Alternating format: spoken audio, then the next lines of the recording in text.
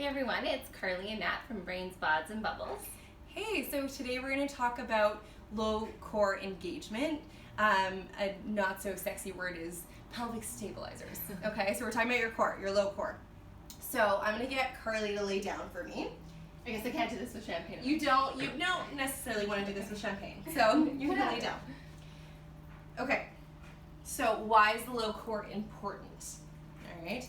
So the core, when we're talking about it, it's not just the abdominals. We do have 4 abdominals, and they're part of the core, but they're not part of the deep low core. So the deep core helps to stabilize our spine and our pelvis, holds us upright, controls our posture, and when those deep muscles aren't engaging properly, that's when we start to have things like back pain or hip pain, and it can even lead to like shoulder and neck pain. All right. So there's many different pieces we could cut the core into, but we're going to talk about this low core, okay? So we're going to kind of talk about like belly button down to pubic bone. So there's lots of muscles in here, so let's just call it the low core. Why is this important? It helps with hip and spine mobility and stability.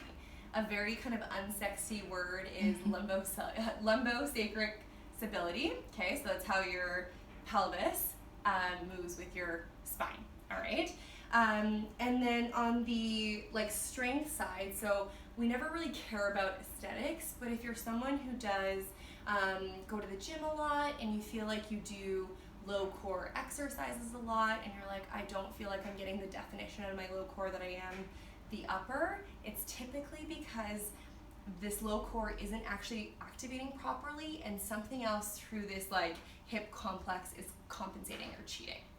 So remember that breath video that we did, and if you haven't seen it, I would highly suggest going back and watching it now because it talks about that breath, but we're going to go about it here. So just quick review, you're going to inhale in through your nose, you want to feel your lungs expand 360 degrees full, and then as you exhale, you're going to exhale out through the mouth, almost like there's a little heat, like you're fogging up a mirror in front of you.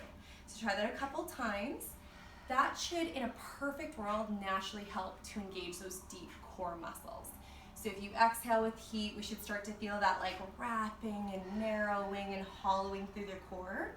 It's not just like sucking in or pulling your belly button towards the spine. It's all these muscles coming inwards. So how do we know if this low core is engaging? You're going to take your 2 fingers, like your pointer in your middle, and you're going to go right onto your hip bones, okay? Right into those like pointy hip bones there. If anyone cares, it's called your anterior superior iliac spine. Oh, okay. Yes, okay. In case you wanted to know. Okay, so once you're on those hip bones, and Carly's gonna go on hers, then you're gonna slide inward slightly, so you're off the bone and like on your meat. You wouldn't go all the way in, okay, because then we're just kind of like off, we're not feeling both sides. You would just kind of be off the bone. All right, so then you're going to do that breath again, that deep inhale in through your nose, fill up your lungs 360 degrees, and as you exhale, do that exhale and see if you feel anything engaging underneath your fingertips. So in a perfect world, we would feel those muscles engage as if they like scoop or hollow away from your fingers. So I should feel a dip like down? Like a dip down. Or you might feel kind of like a hard wall form. That's cool too. You do not want to feel your muscles push upwards into your fingers. That is like a poor contraction or a cheating contraction of your core, and it can actually make you more susceptible to tearing the muscle or like a herniation. So if you're someone in sport who has a lot of torsion, so I work in a lot of hockey, that's extra dangerous because you're incorrectly engaging the core. You're pushing the muscle out, and then you're twisting, and then that's what makes hockey players so much more susceptible to like herniations, okay? So watch that. You gotta feel the muscle either create like a hard wall or scoop in, all right? So that's step number 1. Step number 2 is, are they even? Yeah. Can you feel both sides being even? And sometimes you'll feel one side like, oh yeah, I got this one side, right. And the other side's like, oh, I'm not quite sure. I feel step like 2. The right one drops faster. Is that a thing? Okay, yeah. So you might have one side that activates quicker than the other. So your goal, if you feel that, honestly, just think about the other side. okay, that helps to send signals from the brain to that muscle to kick it on. Once you feel like, oh yeah, you know what, they're starting to become even, then we can start to slowly add exercises on. So the next thing you might want to add is just like a toe tap. So Carly's gonna bring her right leg up into like a tabletop position. That's perfect. So you just wanna watch that your back is staying down on the mat, okay? It's not gonna lift off, your shoulders are staying down, your head is staying down, your neck is relaxed. So she's gonna inhale, start to lower her toe towards the ground. When she exhales, she's gonna feel that core pull away from her finger and then bring the leg back. Just try that a couple times. So she's gonna inhale, lower the leg only as far as you can without that back or ribs lifting off the mat. Exhale, you gotta feel that muscle sink when you come back, all right? So try like 3 to 5. Here's a tip. If you feel your hip flexor, so you feel this like right through the front of your hip or your groin, that means your hip flexor is trying to cheat for your low core. So if you feel that, just do whatever you can before you feel that muscle and then rest, okay? So then we're gonna rest this leg. Let's switch sides, all right? So she's gonna bring her leg up to start. Back is down, she can feel her shoulders down, her neck is relaxed. She's gonna inhale, point her foot, start to bring it towards the ground. Exhale, sink this core and bring it back. And notice what you feel side to side too. Is one side a little bit easier to engage than the other? Another thing to watch, right, is that hip flexor. Are you using momentum? Is that leg like flying towards you? What do you feel, Carly? Pelvis tilts at all, or should it be completely flat? Great question. No. Okay. So that's what we call like a Perfect. neutral spine, right? Okay. So here's the really tricky thing, because Carly's a super strong gal. I've worked out with her. She's crazy strong.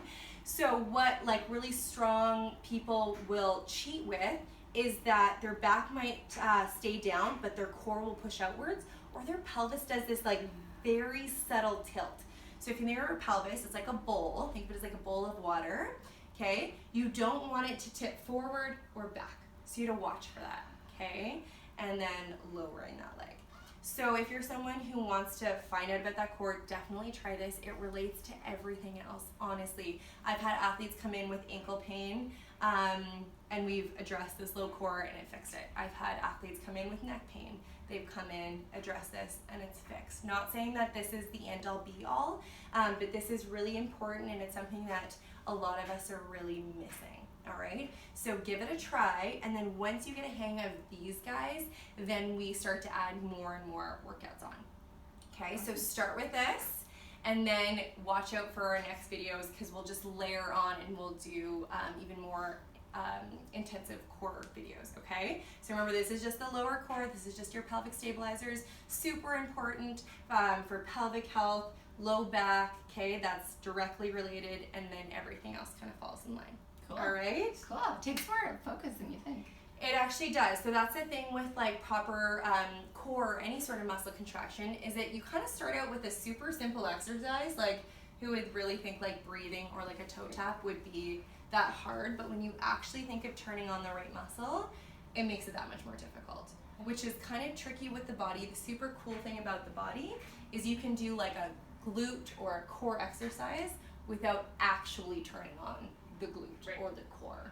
So watch for that, okay? So give it a try. If you have questions, leave us comments, and we'll get back to you. But be sure to practice this, because all our other workouts are gonna layer on top of this, all right? But you gotta get this down, all right? Perfect. Cool. Well, Thanks, cheers. guys. Good luck. Cheers.